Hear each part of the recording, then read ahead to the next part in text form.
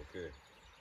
Right folks, it's 4 o'clock on Monday the 30th of March. We've just finished in that field up there with Grandad McMillan doing, we've just kind of finished the daytime shift of the lambing.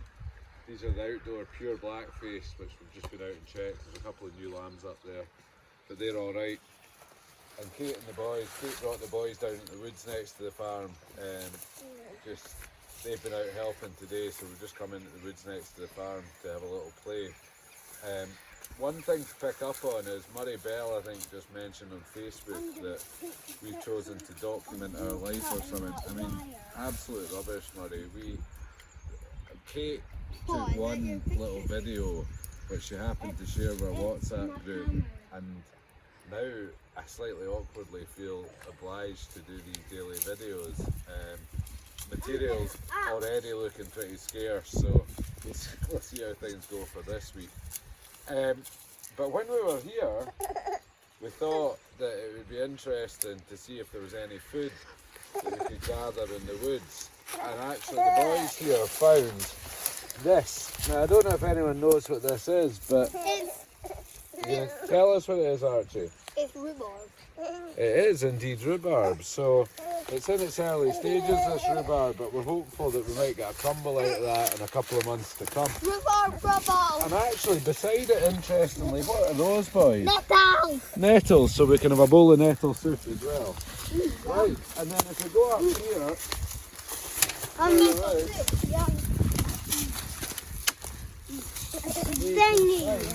Kate, I think you should go round the other way, because that's going to be quite sticky for you and Carolyn.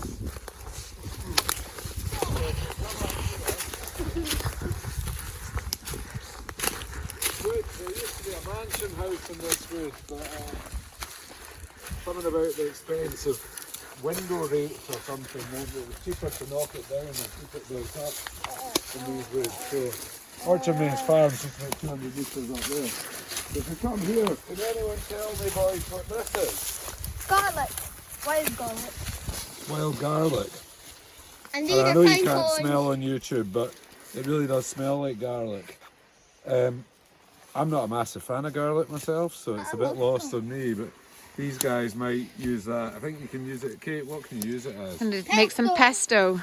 Pesto, or maybe as a salad leaf, so we might try and do that.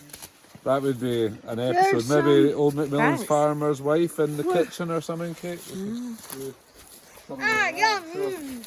As far as the foraging goes, well, you can see there's 3 ingredients right on our doorstep, so we're quite lucky to have that, and we might, during these times of isolation, try and make a bit more use of what we have on our doorstep. So I think that's really it from me.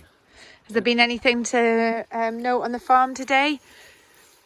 Well, we've had a couple of ill sheep actually, so you know that's something that's important to point out, is that not everything goes perfectly according to plan at lambing time, and we do our best, particularly Grandad McMillan does our best to keep all the sheep healthy, and so we've actually been giving out a few bits and pieces of medicine here to try and keep our sheep healthy. But generally at the moment things are going okay. The weather's holding out, you know, it's about 10 degrees, we've got some blue skies, not too much wind. It's great weather for livestock. And some daffodils for the kitchen table at home. I think Kate was obviously getting a bit bored there, as is Archie, who's throwing pine cones. I think and Angus is now eating wild garlic, but he's not liking it too much. And Angus had a wee fall today and cut his mouth, so what does that mean? It means he gets more sweeties. Anyway, right. Bye for now. Bye bye.